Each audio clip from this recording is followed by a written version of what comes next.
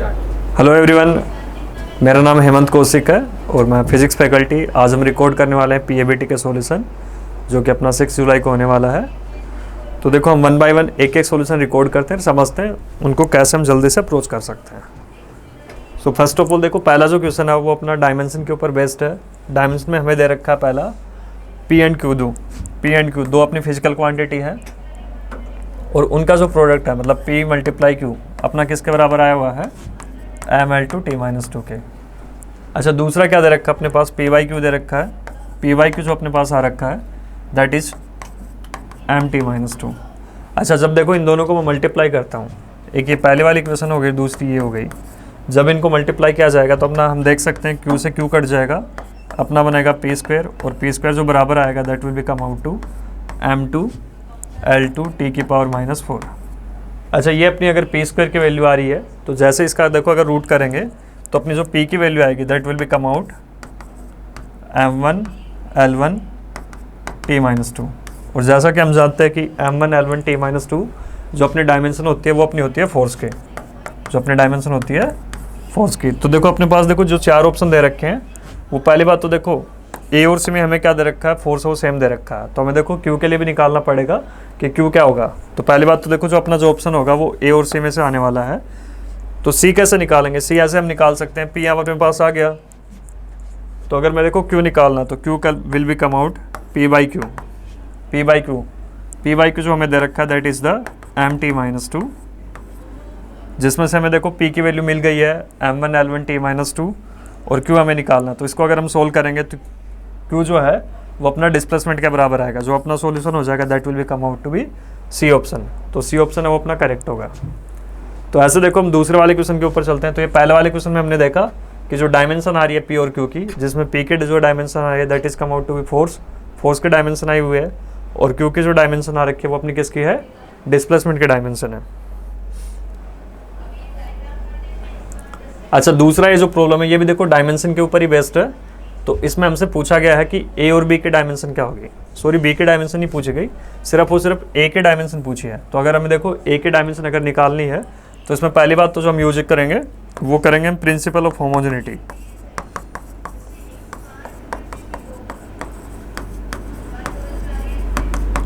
तो principle of homogeneity का मतलब ये है कि हम सेम फिजिकल क्वांटिटी में सेम चीज़ें ऐड कर सकते हैं।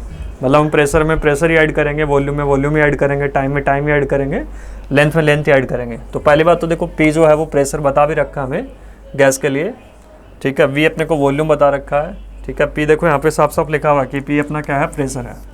तो प्रेशर में सिर्फ और सिर्फ प्रेशर ऐड हो सकता है।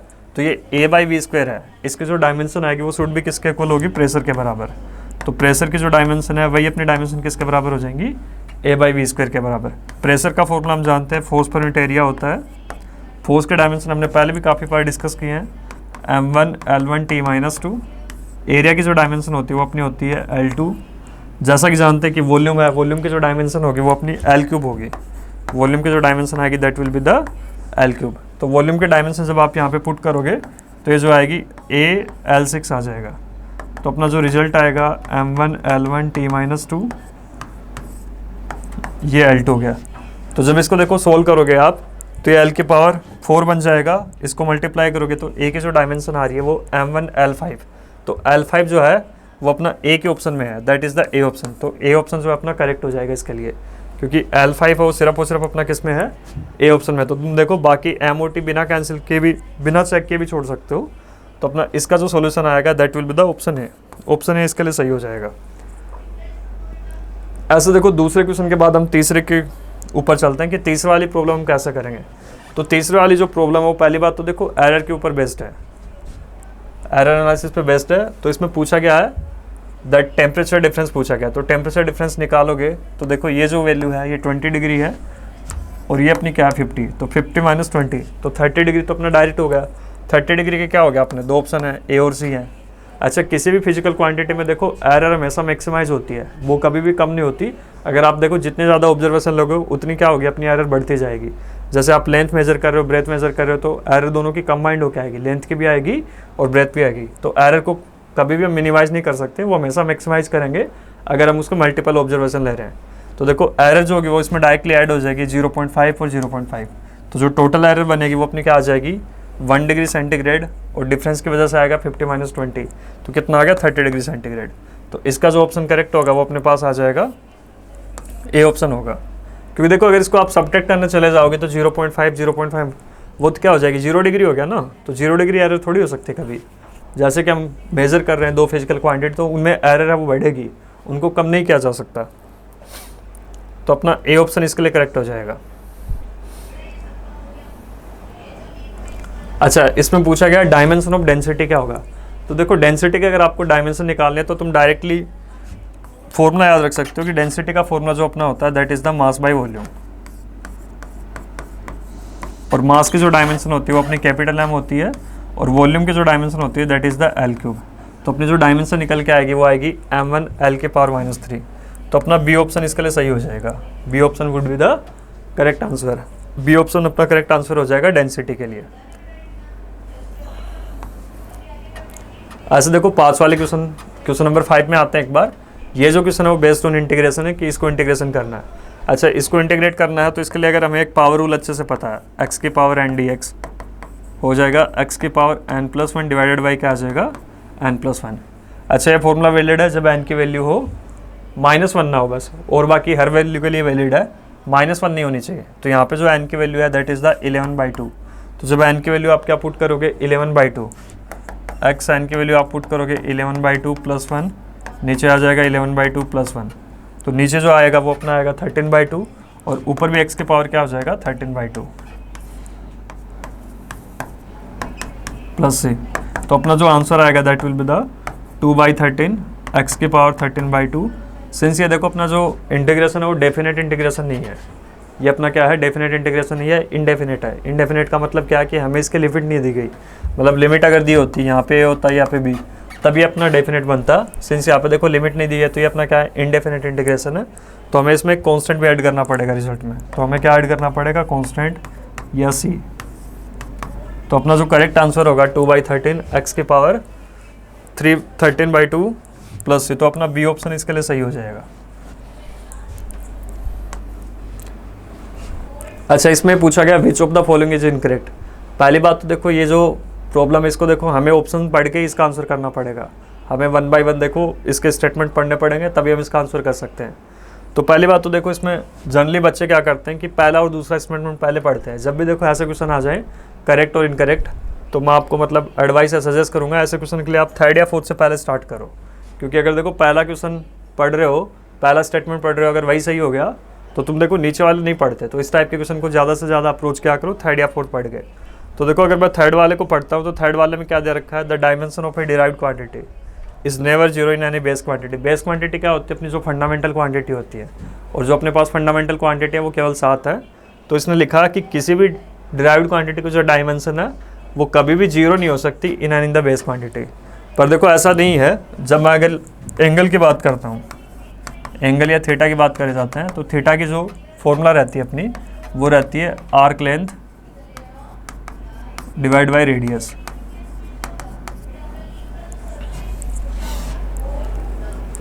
ठीक है, तो पहली बात तो देखो थीटा जो है वो अपनी क्या है डिराइव्ड क्वांटिटी है।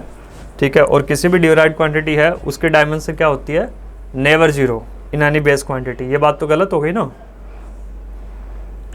ये बात अपनी क्या हो जाएगी, ऐसा थोड़ी हो सकता है। जैसे अपनी कोई भी डिराइव्ड क्वांटिटी हो गई, जैसे एंगल अपनी क्या है डिराइव्ड क्वांटिटी हो गई। ठीक है, इसने कहा कि उसकी डायमेंशन कभी भी नेवर 0, मतलब उसकी डायमेंशन कभी भी 0 नहीं हो सकती। बट ऐसा नहीं है। जैसे एंगल के केस में अगर मैं बात करता हूँ तो लेंथ तो अपनी क्या है एक फंडामेंटल या बेस क्वांटिटी है, पर इसके देखो डायमेंशन कभी भी नहीं ले सकते।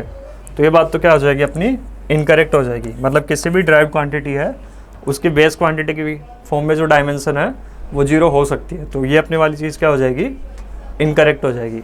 इस वाले में कहा गया है कि ये नेवर 0, मतलब कभी भी 0 नहीं होगी।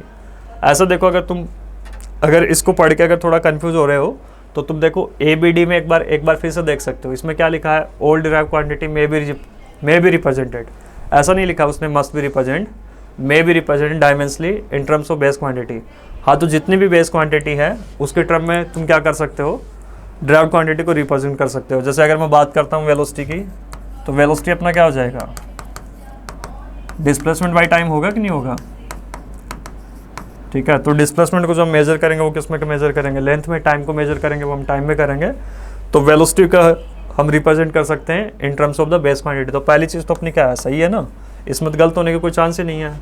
दूसरा जो लिखा है, a base quantity cannot be represented, a base quantity cannot be represent dimensionally in terms of the other base quantity. हाँ, तो ये बात सही है अपनी।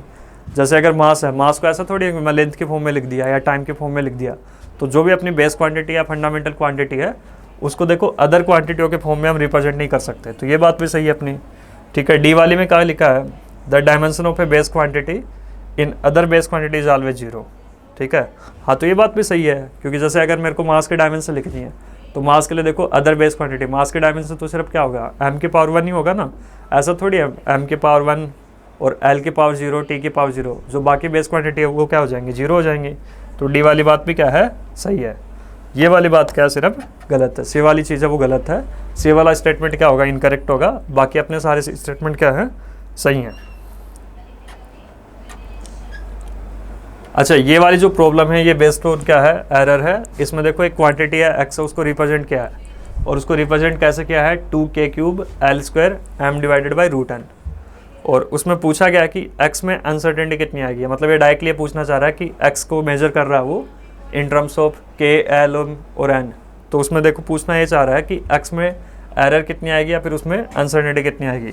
तो जैसा कि देखो इसमें पावर रूल अगर आप लगा के देखोगे तो डेल्टा x/x जो अपना निकल के आएगा दैट विल बी द 2। तो देखो कांस्टेंट है, तो कांस्टेंट में तो अपना कोई एरर हो ही नहीं सकता, ठीक है। k में कितना आ जाएगा, 3 delta k/k plus 2 delta l/l plus क्या हो जाएगा, डेल्टा m/m प्लस क्या आ जाएगा, 1/2 डेल्टा n/n। तो ये फॉर्मूला आपको यूज करना है, मल्टीप्लाई, ठीक है। अब डेल्टा k/k जो हमें दे रखा है मेजरमेंट में, उसमें जो एरर दिया हमें क्या है, 1% है। डेल्टा k/k में जो हमें एरर दे रखी है वो अपने पास क्या है, 3 तो बाहर आ जाएगा, ठीक है। 3 × 1% प्लस 2। देखो जो अपनी लेंथ में जो एरर दे रखी है, लेंथ की जो एरर है वो 2% है, तो 2 × 2% आएगा, बहुत बढ़िया, ठीक है। डेल्टा m/m, m में जो अपनी एरर दे रखी है वो अपने पास क्या है, 3% है, प्लस 1/2। जो अपने पास देखो n एक फिजिकल क्वांटिटी है, उसमें जो एरर दे रखी है वो अपने क्या दे रखी है, 4% दे रखी है। जब इसको सोल्व करेंगे हम तो अपने पास ये चीज़ क्या आ जाएगी, 2%, 4%, 9% और 3%। तो अपना जो रिजल्ट आ रहा है वो किसके बराबर आ रहा है, 12% के बराबर आ रहा है, ठीक है। तो अपना जो इसका सॉल्यूशन हो जाएगा कि x में जो अनसर्टेनिटी होगी वो अनसर्टेनिटी किसके बराबर आ जाएगी, अपनी 12% के बराबर आ जाएगी। डेल्टा k/k बताता है कि परसेंटेज एरर इन delta k quantity, delta l/l ये बताएगा परसेंटेज एरर इन लेंथ, ठीक है। डेल्टा m/m क्या आएगा, अपना परसेंटेज एरर इन m। इसको मल्टीप्लाई बस डायरेक्टली आप क्या कर दो, 100 से कर दो, फिर उसको हम परसेंटेज के फॉर्म में इसको रिप्लेस किया जा सकता है। तो अपना जो रिजल्ट आएगा, जो परसेंटेज एरर आएगा अपना x में वो कितना आ जाएगा, 12% आ जाएगा।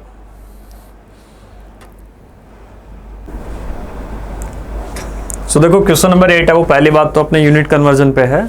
इसमें हमें देखो पहली बात तो सीजीएस यूनिट दी गई है। अब देखो हम जानते हैं कि सीजीएस यूनिट होती है वो फोर्स की, वो डाइन होती है। वो डाइन की जो वैल्यू होती है 1 डाइन, 1 डाइन जो अपना आता है 1 ग्राम 1 सेंटीमीटर डिवाइडेड बाई सेकंड का स्क्वायर। पर ये तो अपनी डाइन की यूनिट हो गई। इसने देखो एक नया सेटअप बनाया यूनिट का, जिसमें क्या ले रहा है, ये मास को किस में ले रहा है, केजी में ले रहा है। और अपना देखो जो लेंथ है उसको किस में मेजर कर रहा है, मीटर में। और टाइम को जो मेजर कर रहा है मिनट में कर रहा है, मतलब सेकंड में नहीं ले रहा। तो हमें देखो पहली बात तो इनके कन्वर्जन लिखने पड़ेंगे। तो कन्वर्जन अगर मैं लिखना चाहूँगा तो अपना क्या आ जाएगा, 1 ग्राम जो आएगा अपना that will be the 10⁻³ kg। 1 centimetre जो आएगा दैट इज़ द 10⁻² मीटर आएगा। और 1 मिनट जो आएगा अपना दैट इज़ द 60 सेकेंड। तो अपना जो 1 सेकेंड की वैल्यू आ जाएगी that will be the 1/60 minute. तो पहली बात तो देखो 1 डाइन को मैं देखो निकालना चाह रहा हूँ। 1 डाइन को मैं केजी, मीटर और मिनट में कन्वर्ट करूँगा पहले। तो 1 डाइन जो अपना कन्वर्ट किया जाएगा that will be the 1 kg को लिख सकते हो आप 10⁻³ ग्राम। 1 मीटर को लिखा जा सकता है, 1 सेंटीमीटर हम लिख सकते हैं 10⁻² मीटर।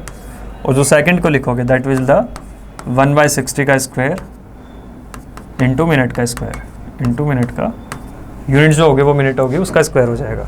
तो अपने पास जो रिजल्ट आएगा that will be the 1 dyne जो लिखने का तरीका हो गया दैट इज़ द 3600 इंटू 10⁻⁻5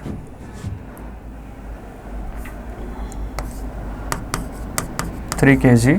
तो ये अपने आप पास आ जाएगा kg मीटर मिनट का स्क्वायर। तो देखो ये हमने 1 डाइन को कन्वर्ट किया है, बट अपने क्वेश्चन में देखो जो दिया गया है वो 100 डाइन को कन्वर्ट कर रखा है। जो अपनी प्रॉब्लम है क्वेश्चन नंबर 8, उसमें कन्वर्ट किसको किया गया है, 100 डाइन को। जो फोर्स है वो 100 डाइन है, उसको कन्वर्ट किया गया है किसमें, kg मीटर और मिनट में। तो देखो सिंपल हम इसको क्या करेंगे, 100 डाइन से मल्टीप्लाई कर देंगे। 100 से अगर आप मल्टीप्लाई करोगे तो ये क्या हो जाएगा, 100 डाइन कितना आ जाएगा अपना 3600 इंटू 10⁻³ आएगा, kg मीटर मिनट का स्क्वायर आ जाएगा।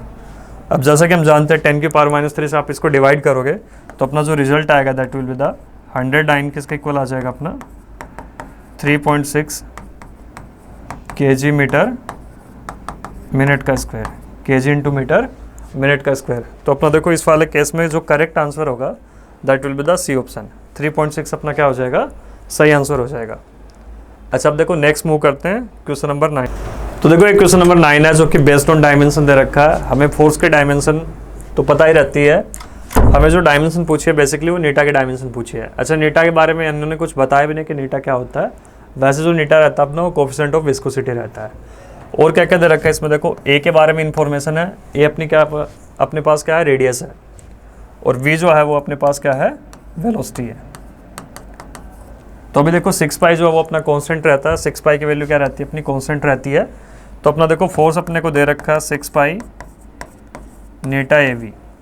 तो फोर्स की जो डायमेंशन हमें पता है, फोर्स की जो डायमेंशन होती है वो अपने पास m1 L1 T-2 होती है, और 6 पाई जो होता है वो डायमेंशन लेस होता है क्योंकि एक कांस्टेंट हो गया और एक नंबर हो गया। नंबर की जो डायमेंशन होगी वो डायमेंशन लेस होगी और उसकी यूनिट क्या हो जाएगी, 1 हो जाएगी।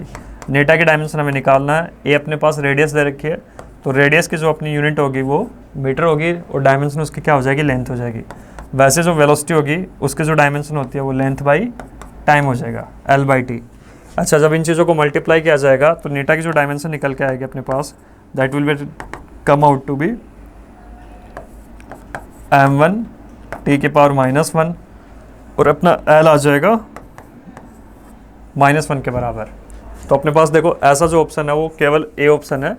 तो ए ऑप्शन में जो डायमेंशन आएगी वो अपने पास क्या आ जाएगी, m1 L⁻⁻1 और t की पावर क्या आ जाएगा, -1, m1 L-1 और t-1। ये अपनी डायमेंशन हो जाएगी नीटा की। वैसे कि नीटा इसके बारे में कुछ इन्फॉर्मेशन नहीं दे रखी नीटा क्या है। वैसे नीटा अपना कोफिशिएंट ऑफ विस्कोसिटी होता है। अच्छा इसमें देखो एक सर्कुलर आर्क दे रखा है जिसकी लेंथ भी दे रखी है पाई सेंटीमीटर। एंगल सबटेंडेड बाई 8 पूछा है at the centre in radian.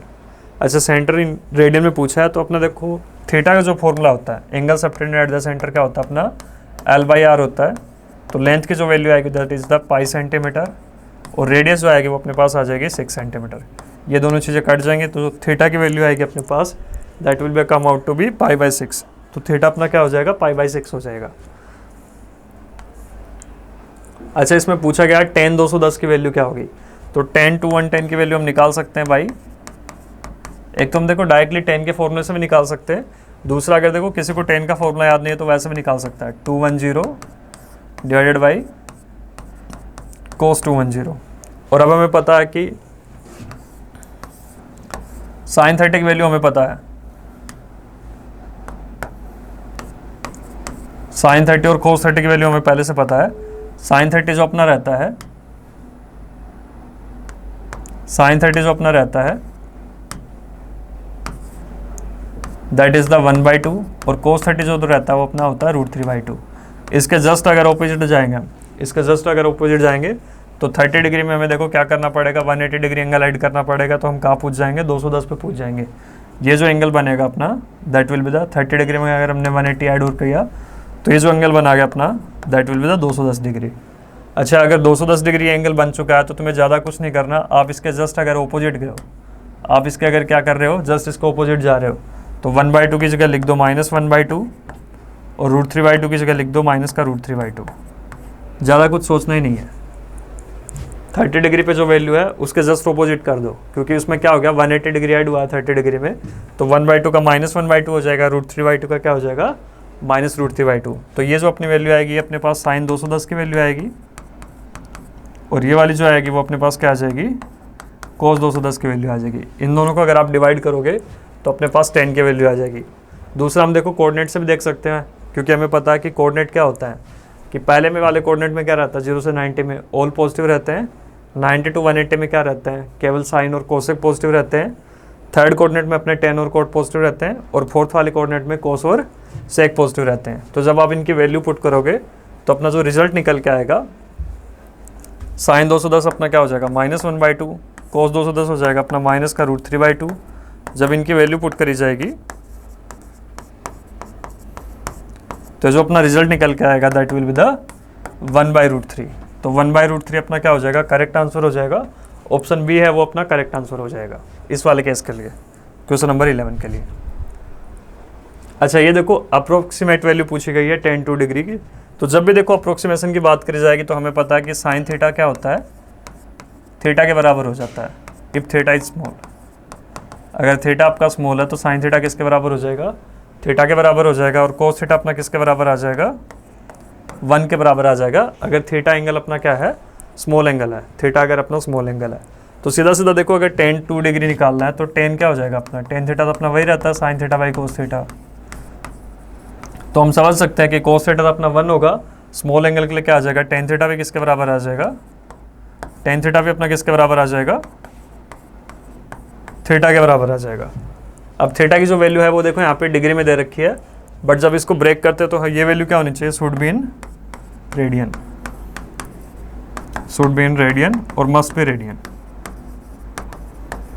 तो थीटा की जो वैल्यू दे रखी है अपने पास 2 डिग्री दे रखी है, तो अपने पास जो tan 2 डिग्री की जो वैल्यू निकल के आएगी that will be the 2 degree pi by 180। तो अपना जो रिजल्ट निकल के आएगा that will be the pi by 90। 2 180 से कट जाएगा दैट विल बी द 90। तो अपने पास जो रिजल्ट आएगा that will be the pi by 90। अच्छा इस लाइन का देखो हमें स्लोप पूछा गया। स्लोप क्या रहता है, स्लोप ऐसे कैलकुलेट किया जाता है कि ग्राफ पे कोई भी दो नियर बाई पॉइंट लिए जाते हैं, उनको आपस में कैलकुलेट करते हैं, और जो इनको कनेक्ट करने वाली जो लाइन है वो पॉजिटिव एक्सिस के साथ कितना एंगल बना रही है, वो पॉजिटिव एक्सिस के साथ कितना एंगल बना रही है, उसी को हम क्या पढ़ते हैं स्लोप पढ़ते हैं। तो पहली बात तो देखो ये जो लाइन है इसमें थीटा वो 90 डिग्री से बड़ा बन रहा है, थीटा अपना क्या बन रहा है 90 डिग्री से बड़ा बन रहा है। तो जब भी देखो एंगल अपना 90 डिग्री से बड़ा होगा तो स्लोप की जो वैल्यू आएगी वो नेगेटिव वैल्यू आएगी। तो स्लोप की नेगेटिव वैल्यू देखो चारों ऑप्शन में दे रखी है, तो हमें थोड़ा और सोचना पड़ेगा। हमें पहली बात तो देखो ये एंगल निकालना पड़ेगा, ये जो एंगल आएगा उसमें tan थीटा क्या आ जाएगा, ये साइड अपने पास 2 हो जाएगी, ये साइड अपने पास क्या हो जाएगी 3 हो जाएगी। तो पहली बात तो देखो अगर मैं इसको थीटा लेता हूँ, इसको अगर मैंने थीटा लिया तो ये अपने पास क्या हो जाएगा 180 माइनस थीटा हो जाएगा। तो जो tan थीटा अपना निकल के आएगा that will be the 2/3 perpendicular by base. अच्छा स्लोप क्या होगा नेगेटिव होगा, तो इसको डायरेक्टली क्या कर दो आप नेगेटिव से मल्टीप्लाई कर दो, तो अपनी जो स्लोप की वैल्यू निकल के आएगी दैट विल बी द -2/3। अच्छा इसमें देखो एक्सटर्नल और इंटरनल रेडियस दे रखे हैं होलो सिलेंडर की, मेजर टू बी उनको मेजर किया गया है। तो देखो जैसे अपना एक सिलेंडर बना रखा है होलो सिलेंडर,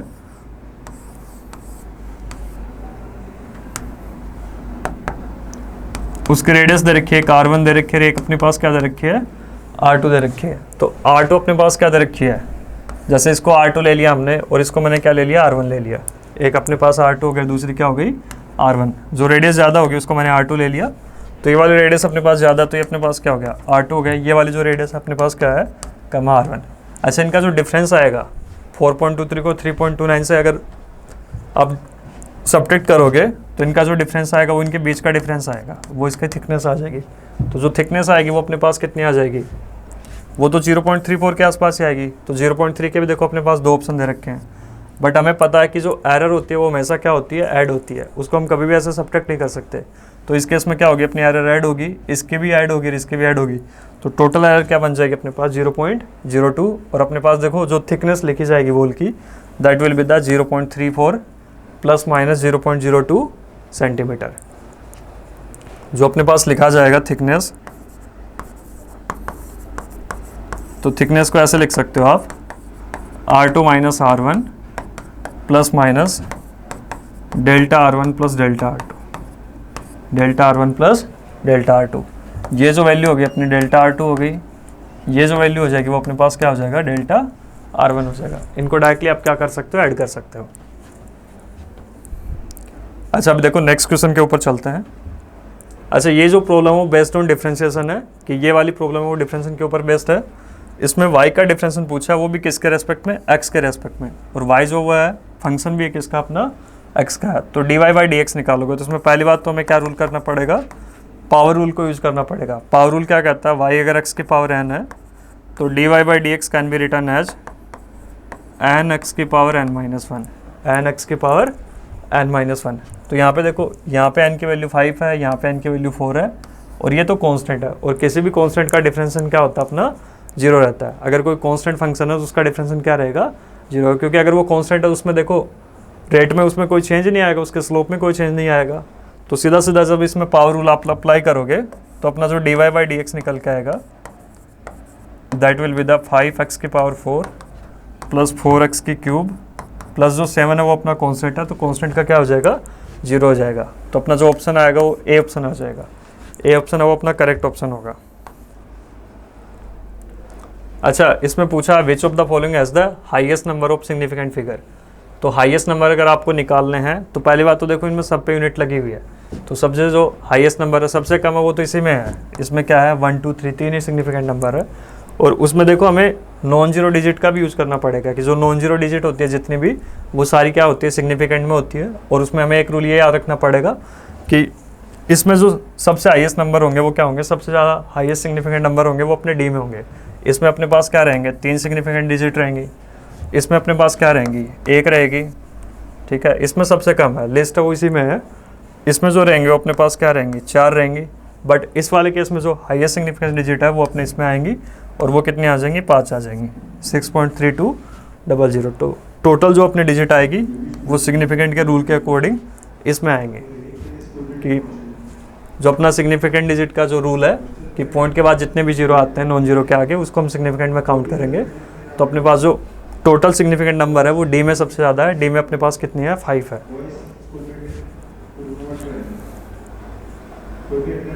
अच्छा अब देखो नेक्स्ट क्वेश्चन पे चलते हैं। ये अपना बेस्ड ऑन सिग्निफिकेंट फिगर था, और हाईएस्ट सिग्निफिकेंट फिगर, हाईएस्ट ऐसा पूछा गया हमसे सिग्निफिकेंट फिगर, तो अपना क्या आ जाएगा, डी ऑप्शन आ जाएगा। अच्छा ये जो कैलकुलेशन है वो पहली बात तो इसने देखो इसमें इंस्ट्रूमेंट यूज किए हैं, एक तो इसने मीटर स्केल यूज करी है, दूसरा अपने पास क्या यूज किया इसने, वर्नियर कैलिपर्स यूज किया है लेंथ मेजर करने के लिए, और वो भी किसकी, सिलेंडर की। तो सिलेंडर के भी इसने देखो 2 पैरामीटर मेजर किए हैं, एक तो रेडियस को मेजर किया है, दूसरा क्या किया है, लेंथ को मेजर किया है। अच्छा लेंथ को इसने मीटर रोड से मेजर किया है, और जो रेडियस है, रेडियस के बजाय इसने डायमीटर मेजर किया है, डायमीटर जो अपने मेजर किया है इसने वर्नियर कैलिपर से मेजर किया है। उनकी दोनों की लिस्ट काउंट भी दी गई है। जो मीटर रोड अपनी उसके लिस्ट काउंट हमें देखो 0.1 सेंटीमीटर दे रखी है, और जो वर्नियर कैलिपर्स है उसका जो लिस्ट काउंट हमें क्या दे रखा है, 0.01 सेंटीमीटर है। लिस्ट काउंट अपनी वो मिनिमम अमाउंट होती है जो कि हम किसी इंस्ट्रूमेंट से मेजर कर सकते हैं। जैसे मीटर स्केल की बात करी जाएगी तो मीटर स्केल से आप मिनिमम 0.1 मेजर कर सकते हो। वर्नियर कैलिपर्स है उससे जो आप यहाँ पे मिनिमम मेजर कर पा रहे हो दैट इज़ द 0.01 सेंटीमीटर। और लेंथ जो दे रखी है इसके सिलेंडर की वो अपने पास क्या दे रखी है, 5 सेंटीमीटर दे रखी है। लेंथ ऑफ द सिलेंडर क्या दे रखी है, 5 सेंटीमीटर दे रखी है। रेडियस ऑफ द सिलेंडर वो अपने पास क्या दे रखी है, 2 सेंटीमीटर दे रखी है। परसेंटेज एरर पूछा है वॉल्यूम के अंदर, तो हमें पता है कि सिलेंडर का जो अपना वॉल्यूम रहता है दैट इज़ द πr²L, या फिर यह भी लिख सकते हो πr²H। अच्छा जब इसको डिफ्रेंशिएट करोगे या फिर इसमें एरर निकालोगे that will be the delta V by V. Pi तो कांस्टेंट है, कांस्टेंट में तो कभी भी कोई एरर नहीं आएगी, तो पाई के अंदर जो एरर आएगी वो 0 आएगी। आर के अंदर जो एरर आएगी that is the 2 delta R by R plus क्या आ जाएगा, डेल्टा L बाई L। अब देखो सिंस अपना जो रेडियस में जो एरर है, रेडियस में जो अपनी एरर है, रेडियस को पहली बात तो इसने देखो वर्नियर कैलिपर से मेजर किया है, और वर्नियर कैलिपर्स में देखो डेल्टा R अपनी क्या हो गई, मिनिमम एरर होगी जो आप उसके अंदर मेजर कर सकते हो। तो डेल्टा R जो अपना क्या हो जाएगा, इसके लिस्ट काउंट के बराबर हो जाएगा। तो रेडियस को इसने देखो किससे मेजर किया, वर्नियर कैलिपर्स थे, तो वर्नियर कैलिपर्स के जो लिस्ट काउंट दे रखी है वो अपने पास क्या दे रखी है, 0.01 सेंटीमीटर, और रेडियस की जो वैल्यू आपको अपने पास क्या है, 2 सेंटीमीटर है। प्लस डेल्टा एल जो हमें दे रखा है, डेल्टा एल हमें कितना दिया है, पहली बात तो मीटर स्केल से मेजर किया है, तो डेल्टा एल अपने पास क्या आ जाएगा 0.1 सेंटीमीटर और डिवाइडेड बाय कितना हो जाएगा 5 सेंटीमीटर। जब आप इसको देखो सोल्व करोगे या कैलकुलेट करोगे तो ये वैल्यू है वो 3% के बराबर आएगी। तो अपना ऑप्शन सी है वो इसके लिए करेक्ट आंसर हो जाएगा by using the error method वाले से फॉर्मूले से सोल्व करोगे। इसमें डायरेक्टली हमें देखो पावर रूल अप्लाई करना पड़ेगा। वी अपना जो पाई आर स्क्वायर एल है, इसमें अगर वी में आपको एरर लिखनी है तो आपको डायरेक्टली पावर रूल अप्लाई करना पड़ेगा एरर का। तो अपना जो आंसर आएगा वो 3% आ जाएगा। अच्छा अब देखो नेक्स्ट वाले क्वेश्चन के ऊपर चलते हैं। अच्छा ये तो है, ये हमें एक इक्वेशन दे रखी है वान डेर वाल गैस इक्वेशन, ठीक है, और इसको थोड़ा सा बड़ा क्वेश्चन बनाया गया है, पर वो देखो डराने के लिए है, बाकी है ये बहुत ही बड़ा सिंपल सा क्वेश्चन है। इसमें देखो आपको इतनी कहानी पढ़नी नहीं है। इसमें देखो पहली बात तो इसने जो दिया है वो डायमेंशन ऑफ बी पूछी है कि बी की डायमेंशन क्या होगी। तो आप देखो इक्वेशन को देखते ही समझ जाना चाहिए कि यहाँ पे वी क्या है। आपको देखो बाकी चीज़ों से मतलब ही नहीं होना चाहिए कि पी क्या है, आर क्या है, टी क्या है। आपको सीधा ये समझना है कि वी क्या है। तो वी जो हमें दे रखा है वो अपने पास क्या है, वॉल्यूम है। वी जो हमें दे रखा है वो क्या है अपने पास, वॉल्यूम है।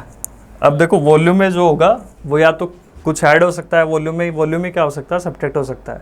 ऐसा नहीं कि वॉल्यूम में मास ऐड कर देंगे। तो पहली बात तो हमें डायरेक्टली पता चल जाएगा वॉल्यूम में ऐड होगा या फिर वॉल्यूम ही सब्ट्रैक्ट होगा। तो अपनी जो बी की जो डायमेंशन आएगी that will be the volume के डायमेंशन, और वॉल्यूम के डायमेंशन हमें पता है एल क्यूब।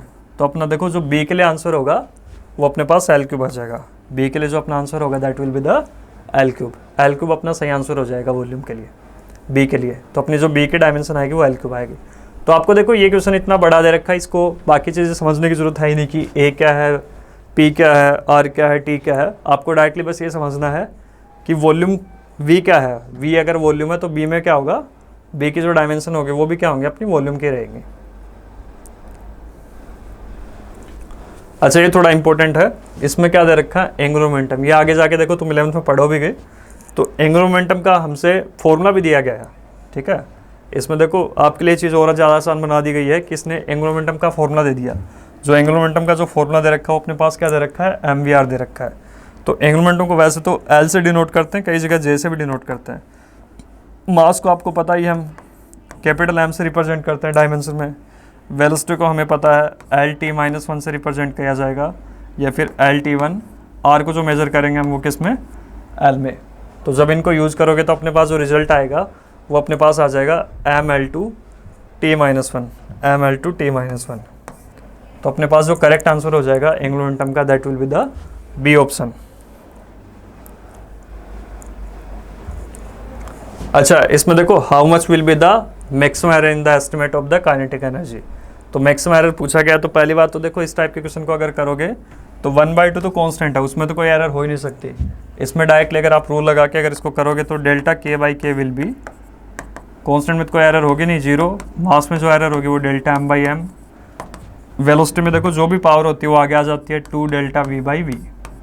अब हमें देखो सब के लिए दे रखा है, मास में जो हमें परसेंटेज एरर दे रखी है वो कितनी दे रखी है, मास में हमें 2% दे रखी है, और वेलोसिटी में जो हमें एरर दे रखी है वो कितनी दे रखी है, 3% दे रखी है। आप इनको देखो डायरेक्टली अगर मल्टीप्लाई करोगे 3 × 2 ये कितना हो जाएगा 6%, 6 × 6 + 2 ये अपना क्या आ जाएगा 8% का राउंड आंसर आ जाएगा। मास में जो एरर है वो अपने पास 2% है, +2 वेलोसिटी में जो अपने पास एरर है वो कितनी है 3%। तो 3 × 2 6 + 2 कितना हो गया अपना 8% अपना एरर आ जाएगा। इसको मल्टीप्लाई 100 करके आप देख सकते हो।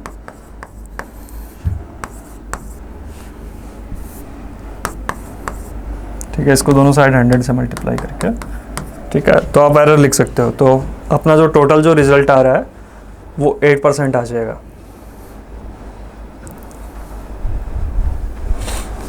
अच्छा इसमें देखो क्या है कि हमसे डिस्टेंस पूछी गई है बिटवीन 2 पॉइंट। अच्छा ये अपना क्या हो गया, न्यूमेरिकल आंसर टाइप है वो स्टार्ट हो गया। हमें अभी इसके कुछ ऑप्शन वगैरह कुछ दिए नहीं गए हैं, हमसे इनकी वैल्यू है वो पूछी गई है।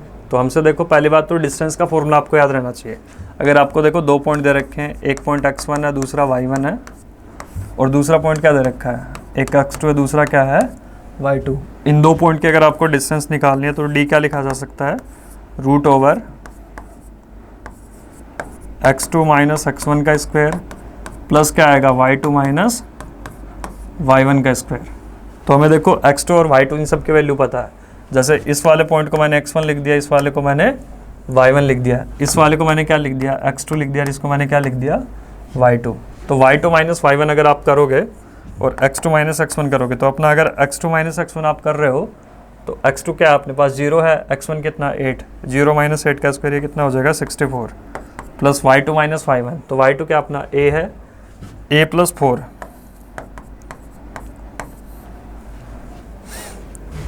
अच्छा, इसने देखो पहली बात तो पॉजिटिव वैल्यू पूछी है और d अपने को क्या दे रखा है, 10 दे रखा है, तो 10 का जो स्क्वायर करोगे तो वो कितना आ जाएगा अपने पास, 100 आ जाएगा, 164 प्लस a प्लस 4 का स्क्वायर, तो 100 माइनस 64 अपना 36 आ जाएगा, तो a प्लस 4 का जो स्क्वायर करोगे तो वो कितना आ गया, 36। अच्छा, अब इसका देखो दोनों साइड अगर आप रूट करोगे तो a प्लस 4 अपना किसके बराबर आ जाएगा, प्लस माइनस 6। बट इसने क्या बोला है कि हमें पॉजिटिव वैल्यू बतानी है सिर्फ a की, तो पॉजिटिव वैल्यू अपने पास कितनी आ जाएगी a की, तो हमें क्या लेना पड़ेगा, सिर्फ और सिर्फ क्या लेना पड़ेगा, प्लस 6 लेना पड़ेगा। तो जब आप प्लस 6 लोगे तो क्या आ जाएगा, 6 प्लस 4 किस 6, ये 4 उस साइड जाएगा तो 6 माइनस 4 किसके बराबर आ गया, 2 के बराबर। अब देखो माइनस 6 नहीं ले सकते, अगर माइनस 6 लोगे उस साइड जाके माइनस 4 हो जाएगा, तो रिजल्ट अपना क्या हो जाएगा, माइनस 10 हो जाएगा। और हमसे क्या पूछा गया, सिर्फ और सिर्फ a की पॉजिटिव वैल्यू पूछी है, तो a की पॉजिटिव वैल्यू क्या आ जाएगी, 6 माइनस 4 किसके बराबर हो गया अपना, 2 के बराबर हो जाएगा। 6 माइनस 4 अपना किसके बराबर हो जाएगा, 2 के बराबर। तो इसका देखो करेक्ट जो आंसर होगा वो अपने पास 2 हो जाएगा। अच्छा, ये experiment measure quantity A B and C, ठीक है, इसमें x हमें दे रखा है और x को जो हम मेजर कर रहे हैं वो किस किस में कर रहे हैं, ए बी और सी में पूछे हैं, ए बी और सी में कर रहे हैं। और परसेंटेज एरर हमें क्या पूछा है, ए बी और सी के अंदर पूछा है। तो देखो ए बी सी के अंदर अगर आप परसेंटेज एरर बताओगे तो डेल्टा एक्स बाई एक्स क्या लिखा जाएगा, delta A by A plus 2 delta B by B plus क्या लिखा जाएगा, 3 डेल्टा सी बाई सी। ठीक है, अब परसेंटेज एरर हमें पता ही है, इसको दोनों साइड आप 100 से मल्टीप्लाई कर सकते हो। ठीक है, अब इसमें देखो परसेंटेज एरर निकालोगे तो ए में देखो परसेंटेज एरर है वो अपने पास क्या है, प्लस माइनस 1% है। 2 इंटू देखो बी में जो परसेंटेज एरर है अपनी क्या है, 3% है, प्लस सी में जो परसेंटेज एरर है वो कितना है, 2% है। तो अपने पास जो टोटल एरर आ रही है वो अपने पास कितनी आ रही है, 13% आ रही है। 2 इंटू कितना हो गया, 3 हो गया, 6% हो गया, 3 इंटू 2 कितना हो गया, 6%, 6 प्लस 6 कितना हो गया, 12 हो गया। 12 में आप 1 ऐड करोगे तो अपने पास क्या आ जाएगी, 13% एरर। तो error in x will be हो जाएगी 13%। वैसे एरर देखो अगर मैक्सिमम एरर हमें 10 तक ही लेनी पड़ती है, पर इस वाली क्वांटिटी में 10 से भी ज़्यादा आ रही है। ठीक है, तो इसके मेजरमेंट में कहीं न कहीं हमने सही से मेज़र नहीं की, या फिर एरर ये ज़्यादा आ रही है। जो भी फिजिकल क्वांटिटी होती है उसमें मैक्सिमम एक्सेप्टेबल एरर वो 10% तक ही मानी जाती है। तो यहाँ पे जो अपनी एरर आ रही है वो अपने पास क्या आ रही है, 13% एरर आ रही है। तो इसका देखो करेक्ट आंसर होगा वो 13% होगा। मैक्सिमम परसेंटेबल परसेंटेज एरर इन एक्स में क्या हो जाएगा, 13% आंसर। अच्छा देखो ये रूट ओवर 0.99, इसको देखो हमें बाइनोमियल से कैलकुलेट करना पड़ेगा। 1 प्लस एक्स की power n, 1 plus minus x की पावर n, उसको लिख सकते हो 1 प्लस माइनस एन एक्स। तो इसको लिखा जा सकता है 1 माइनस 0.01 और उसकी पावर कितना हो गया, 1/2।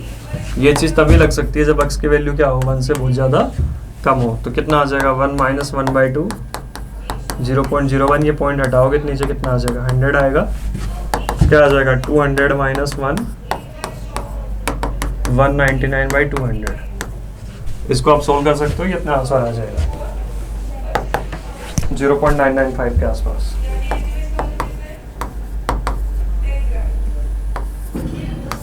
ये अपना आंसर है। तो देखो क्वेश्चन नंबर 24 है, इसमें यूनिट ऑफ काइनेटिक एनर्जी हमसे पूछा है। हमें पता है कि काइनेटिक एनर्जी को क्या लिखते हैं हम, ½ mv²।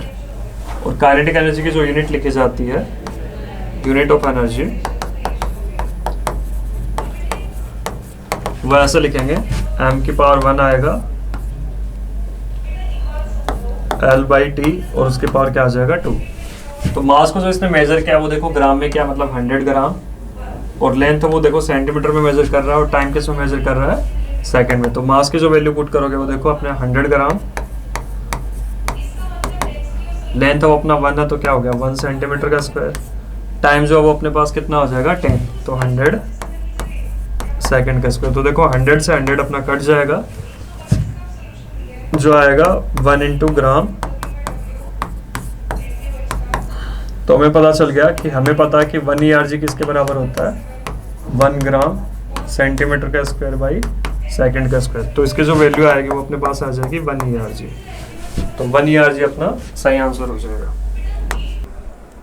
अच्छा, इसमें देखो जूल्स लॉ ऑफ हीटिंग पूछा गया, हीट प्रोड्यूस, हीट जो प्रोड्यूस कर रही है वो अपने पास कितनी है, I²RT है। हीट जो प्रोड्यूस कर रही है वो अपने पास क्या है, I²RT है। R अपना रेसिस्टेंस है, T अपना टाइम है, और एरर मेजर्ड इन IROT में क्या दे रखा है 3%। I में पहली बात तो देखो जो हीट है उसको देखो, हीट वो फॉर्म ऑफ एनर्जी होती है। इसमें देखो अपने पास फॉर्मूला दे रखा है, तो ये चीज़ और आसान हो गई।